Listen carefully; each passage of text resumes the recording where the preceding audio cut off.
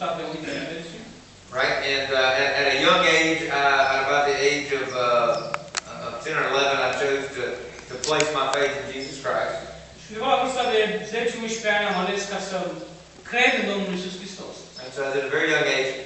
And as I grew older, at about the age of 18, I began to feel the Lord calling me in the ministry. Și în jurul vârstei de 18 ani am simțit că Dumnezeu mă cheamă în lucrarea Lui.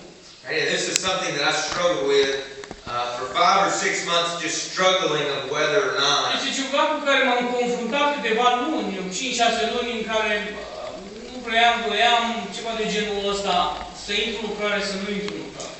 This was something that the Lord was really calling me to do. Era ceva care chiar Dumnezeu mă chema să fac. Because of course, as we all know, when you surrender your life to Christ, Este ceva normal, atunci când îți dai viața în mâna lui Hristos, that God begins to change a lot of things in life. Dumnezeu începe să schimbe multe lucruri în viața ta.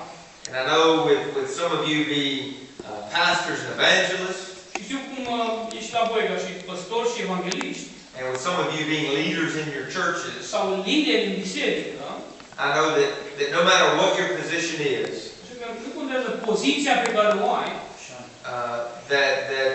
that even in this country, chiar și în această țară, în România, that when God calls you to ministry and to serve Him, este că atunci când Dumnezeu te cheamă să-i slujești Lui, să-L urmezi, that I'm sure He's changing a lot of things about your life from the way they were before you. El întotdeauna schimbă viața pe care tu ai avut-o înainte ca să începi slujirea.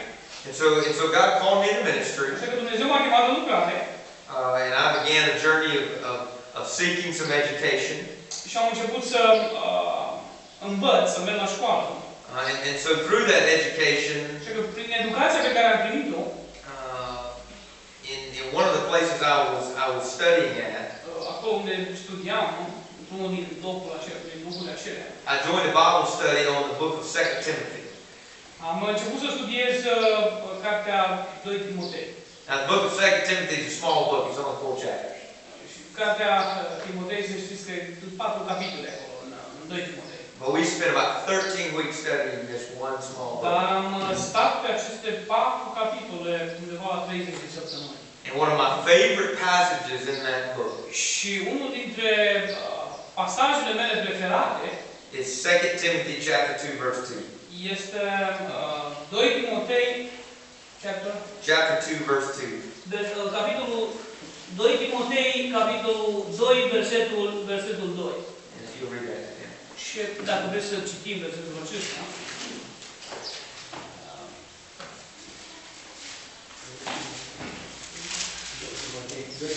2 Timotei 2:2. Da. Și cei care au auzit de la mine în fața multor martori, încredințează la oameni de încredere, care să fie în stare să învețe și de alții. Okay. In the book of 2 Timothy, În cartea 2 Timotei, this is the last letter that we know that Paul wrote. asta este cam ultima scrisoare pe care Apostolul Pavel a scris. So this is his farewell letter to young Timothy, Așa că este o scrisoare către tânărul Timotei, a man that he led to faith in Christ. un om care el l-a condus la Hristos. He was discipling Timothy. El îl uceniciza pe Timotei. And so one of the last things that he wrote in his Așa entire că life cam ultimile lucruri pe care le-a spus în viața lui Apostolul Pavel was to tell Timothy este să se spună lui Timotei that the things that you have learned from me, că lucrurile care tu le-ai auzit de la mine, I want you to teach to other people. vreau ca tu să înveți pe alții. And that passage has become a very important passage in my life. Așa că pasajul ăsta a devenit un pasaj foarte important în viața mea. Now this is just an opinion, of course, Asta este doar o opinie, bineînțeles. but I think that's one of the most important roles of a pastor. Cred că asta e cel mai important rol în viața unui păstor. A role of a pastor, yes, is to share the gospel. Este într-adevăr de a împărtăși Evanghelia.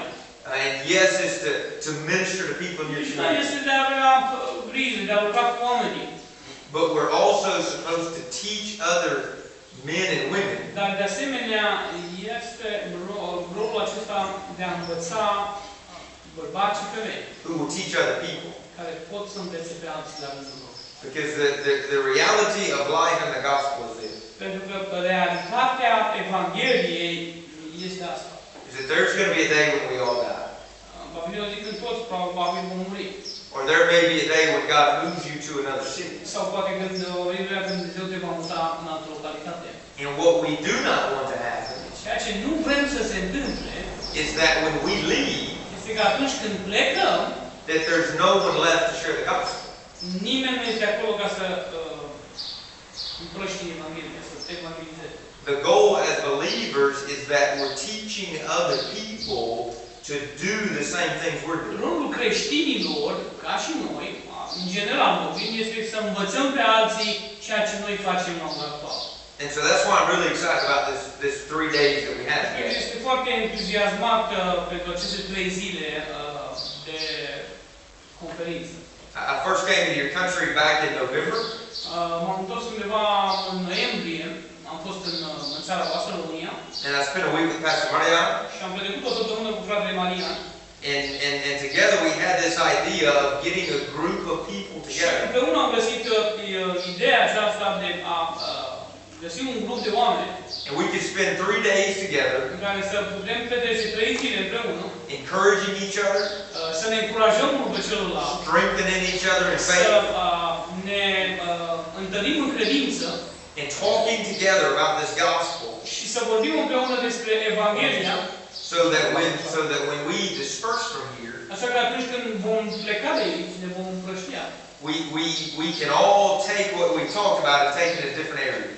Ca să luăm ceea ce învățăm și să ducem în diferitele noastre zone de unde venim. So that I take it back to Mississippi, Așa că el va lua și va Mississippi, and you take it back to your city, veți duce în orașul vostru, in your city, în orașul vostru, in your city. în orașul vostru. And what happens is we're teaching other people, Și ceea ce se va întâmpla este că învățăm pe alții and that's how the gospel spreads. și așa Evanghelia se împrăștie.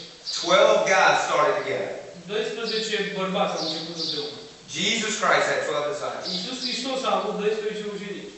And as a result of those 12 guys, Și din rezultatul celor 12, well, 11 after Judas was gone, bine, 11 după ce those 11 guys spread out throughout the world. 11 s-au împrăștiat peste tot lumea. And because of those 11 guys in Israel, Și datorită celor 11 bărbați ucenici în Israel, the gospel is spread all the way to Mississippi Evanghelia s-a dus tocmai în Mississippi and all the way to Romania și tocmai în România. because of 11 guys. Datorită celor 12 bărbați. So there is no limit Așa că nu există limită to the influence în a influența that 10 people in this room pe voi, cei 10 oameni de aici, can have if we will teach other people about this gospel. dacă noi o să învățăm la rândul nostru pe alții cu privire la Evanghelie. I'm very young, Sunt foarte tânăr, but I'm very convinced of this one truth, dar sunt foarte convins cu privire la adevărul acesta. is that if we would take this gospel and do what Paul said to do, Așa că dacă luăm Evanghelia Domnului Iisus Hristos și facem ceea ce spune Apostolul Pavel, we can change our communities, putem să schimbăm comunitatea din care noi provenim, we can change our regions, putem să eventually our nations, putem să schimbăm nații, and this world lumea întreagă, with the gospel. cu Evanghelia. And it all starts with people talking and sharing their faith about the gospel. Și totul începe de la oameni care împărtășesc și învață Evanghelia. So that's what we're going to try to do over the next 3 days, Așa că asta vrem să facem în următoarele 3 zile. is to encourage one another to go out whenever we go back home, Este să ne încurajăm unul pe celălalt că atunci când vom pleca la casele noastre, când vom ajunge de unde am venit, and to share this gospel. să împărtășim această Evanghelie a Domnului Iisus Hristos. All right, so let's be real honest and transparent about sharing the gospel. Așa că ne trebuie să fim transparenți în împărtășirea Evangheliei. Sharing the gospel can be a scary thing. Uneori împărtășirea Evangheliei, a vorbi cu celălalt de tine, este un lucru care ne sperie. When you read the Bible, there's a lot of different men God told them to go share the gospel and they were scared to do it. Acum, Biblia spune și vorbește despre diferiți oameni care atunci când Dumnezeu le-a spus du-te și spune Evanghelia, le-a fost frică. Let's look together in Exodus chapter 4, beginning in verse 10. Haideți să ne uităm împreună la Exod, capitolul 4, versetul 10. Exodus chapter 4, verses 10 through 12.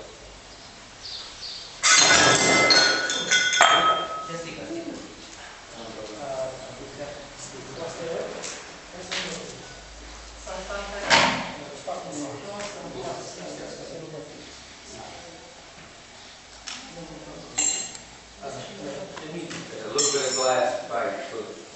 There you go. O să fie nevoie să There you go. mă rog după ce terminăm. Aduceți în ea aminte să mă rog, da? După ce terminăm conferința, da? Okay. Exodus chapter 4, verses 10 through 12. Exod, capitolul 4, versetul 10 până la 12.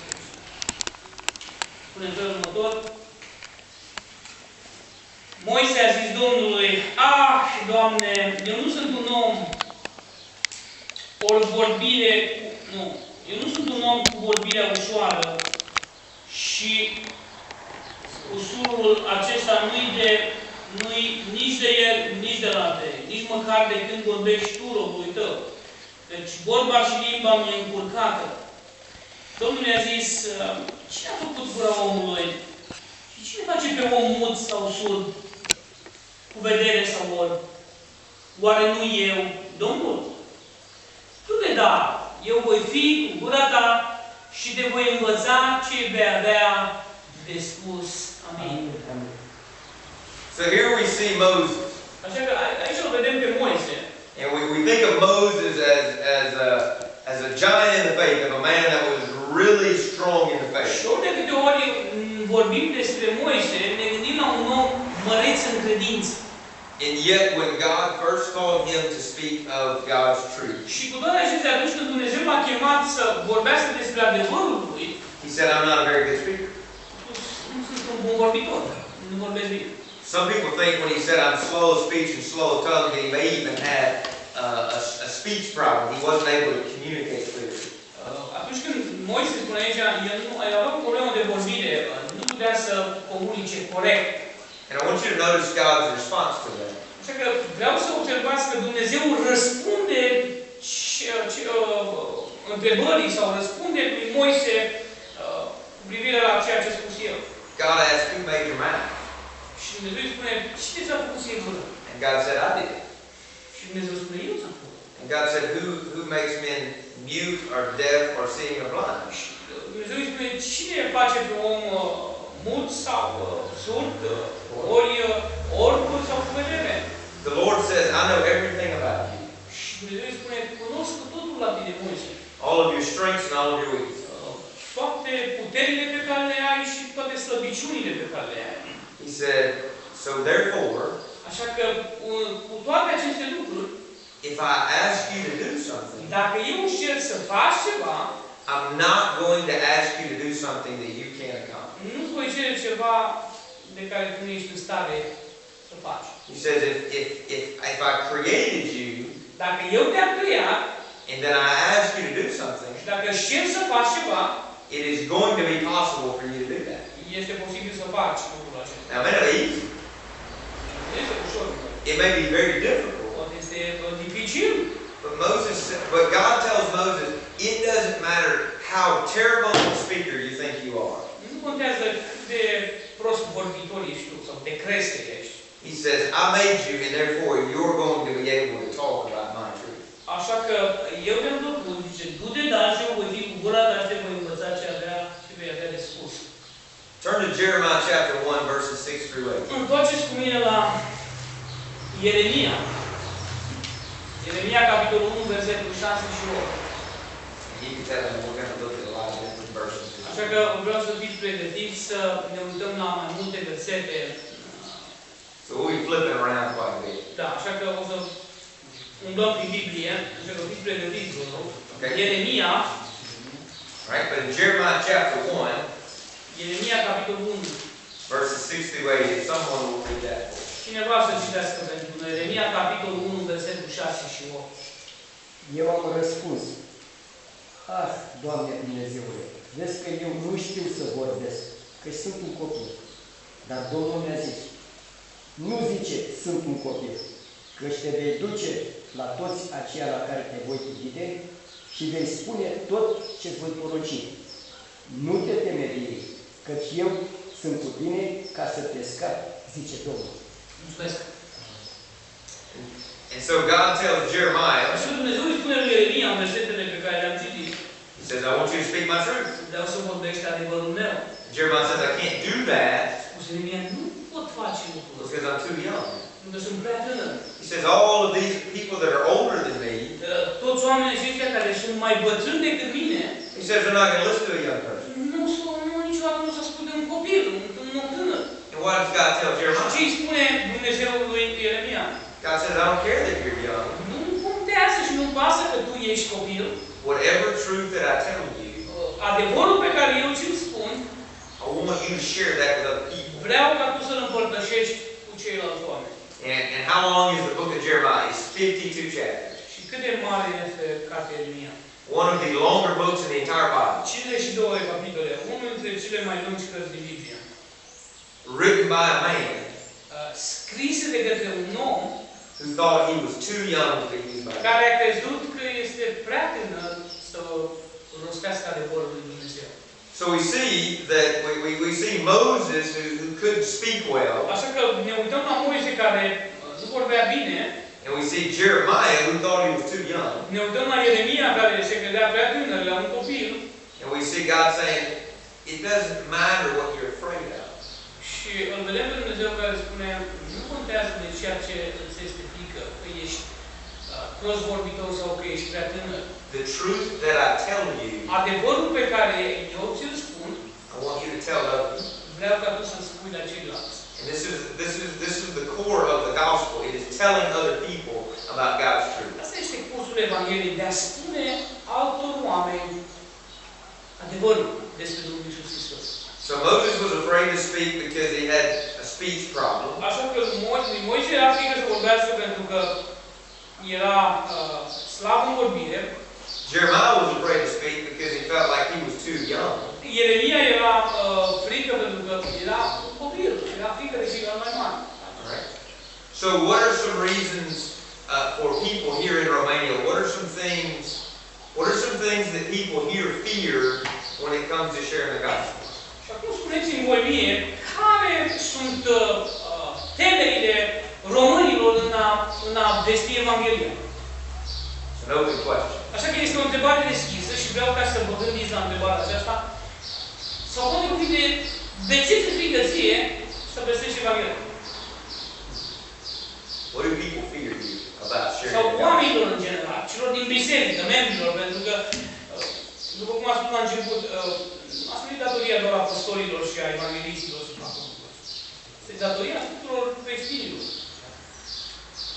Dar care este teama cea mai mare? Gândiți-vă un pic și să avem o discuție liberă de câteva momente. Vreau să vă spun ceva. De multe ori vorbesc cu oameni din jurul nostru. Le chem la adunare. Many times I speak to the people around me and I invite them. Vecini, prieteni și toate lucrurile. Neighbors, friends, family. Vorbesc și le spun să vină la adunare, la închinare, la adunare, să vadă cum îi. They speak that they want to come to the church to see how is it in the church. Alții vin numai pentru să vadă cum îi, de curioși. Some of them are coming for curiosity. Alții sunt care rămân. Others they stay. Și alții pleacă. Dar sunt mulți care vorbim, colaborăm, dar nu vin. Au un pic de teamă. Nu, da. Întrebarea a fost în felul următor. De ce mi-e frică mie să mă duc să spun Evanghelia? Majoritate. Și eu am vorbit cu el. Bine, nu. Noi ne cunoaștem de câteva 20 de duminică. Și am vorbit cu el despre ăsta și am spus, băi, cred că cea mai mare frică nu neapărat a mea. Da? Mie nu le frică decât de Dumnezeu. Înțeles? Singura frică a oamenilor în general e, cum îi spunem, respingere. Mă înțelegi? Pentru că în satul în care eu slujesc, ori de câte ori încerc să vorbesc cu cineva, imediat mă respinge când aude că ba sunt păstor, ba vreau să explic despre Evanghelie și ceva. Imediat. Da, dar asta, eu i-am spus că dumneavoastră este. Cred că temerea, nu neapărat a tuturor, că n-am băgat pe toți creștinii chestia asta, știi? De respingere. Dar asta eu zic că asta se întâmplă la ora actuală, în vremurile în care trăim. Acum, voi sunteți liberi să îmi spuneți altă temere. De ce ți se frică ție să te duci pe stradă să vorbești poate cu vecinul sau poate cu fratele tău care nu cunoaște Hristos? Având în vedere că România, în general, la noi, în nația noastră, românilor, în general, și majoritatea putem spune așa, românul este, din punct de vedere al omenesc, un om dur, un om care și mentalitatea lui și alte lucruri. Având în vedere că ei, în decursul vremurilor, în vremea lui Ceaușescu, ei au învățat ceva despre creștinism. Și modul lor de abordare e diferit și până când Domnul să vadă, el trebuie să vadă prima dată în noi. De ce mă împiedică pe mine este că nu cunosc reacția celuilalt care eu nu găsesc. Deci una dintre probleme. Pentru că reacția lor poate fi diversă, violentă. Chiar. Da? Deci este una dintre lucruri, pentru că românul e violent în general. One of the fears that when you speak with people, other people, you don't know the reaction of them. In general, Romanians are tough. Understand tough? Iar una dintre... When they talk to you, they are strong, violent sometimes. O altă parte este piedica pentru mine personal. Acum e personal, acum am fost primul generalizând așa, românul violent. Uitându-mă puțin la mine, în general, piedica pe care eu o am, deși alerg peste tot cu curaj, mă la toată lumea, nu e o problemă. Dar piedica pe care o am când eu, un creștin, mă duc într-o comună să vestesc Evanghelia, în general, oamenii, este vorba de discriminare. Când zic discriminare, mă refer religioasă și rasială. Deci asta e... When we go through the gospel, we have a fear of discrimination, religion discrimination, and racial discrimination. You understand? Yes. The word before? Let me ask this question. Racial is black and Ok, și mai este una care, în general, dacă intrăm într-o comună unde nu este evangelizată, o comună unde nu este evangelizată, venim noi creștini, toată lumea zice, vin pocăiți. Oamenii, în general, când deja le-ai spus să vin pocăiți, ei se gândesc doar la interes. Vin pocăiții și le fac asta și le fac alte. Atunci e una dintre piedici, pentru că știu pe unde am plantat biserici, dar se întâmplă treaba asta. Oamenii vin că cumva pocăiții le face un beneficiu.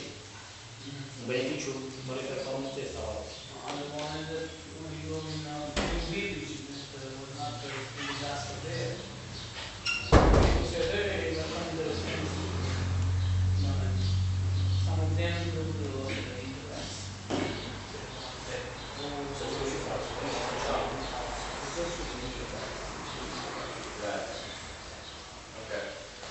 Ok, asta a fost unul, altceva. Altceva, eu am mai fost discuția asta la noi, așa, de frații noștri, grupul nostru de părtășie, așa, și tot era vorba că trebuie să mergem să spunem la oameni despre Dumnezeu, să mergem în evangelizare. Degeaba să nu biserică o rămână și ne includem unul de altul, putem să mergem să vestim Evanghelia. They have discussion in the church. Așa. Unul din temerile mele a fost, eu cel puțin așa am răspuns, nu sunt pregătit pentru, sunt credincios de 2 ani, m-am pocăit, m-am rugat He said that he's not ready for that because he's feels bad. Și am zis, nu sunt chiar atât de pregătit, nu cunosc Biblia îndeajuns, pentru că pe teren poți să găsești oameni care răspund diferite întrebări.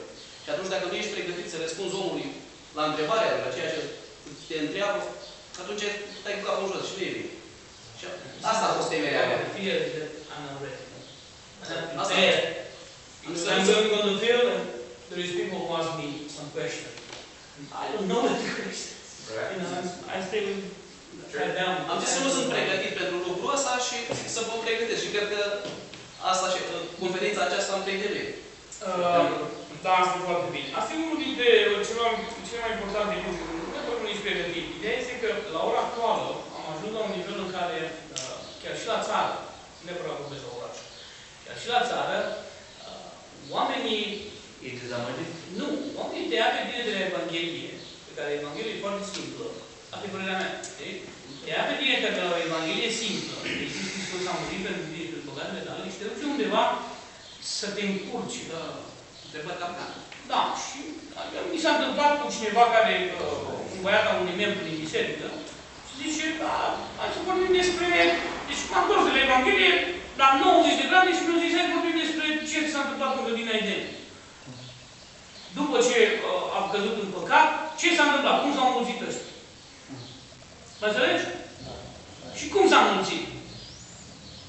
Da? Ce s-a întâmplat atunci? A făcut incest. Și mi-a închis tot. Înțelegi?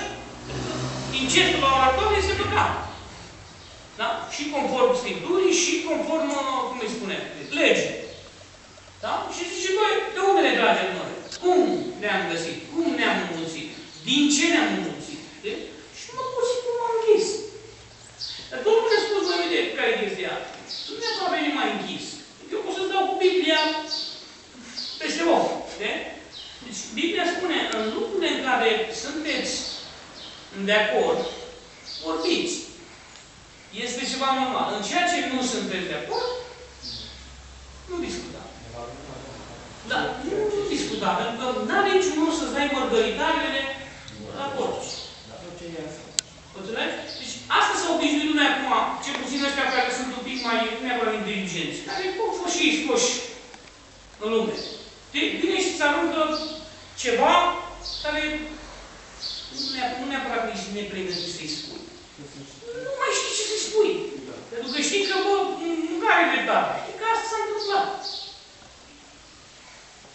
Dar, din nou, Biblia, acolo unde Biblia tace, Biblia tace și nu zice. Înțelegi? După mine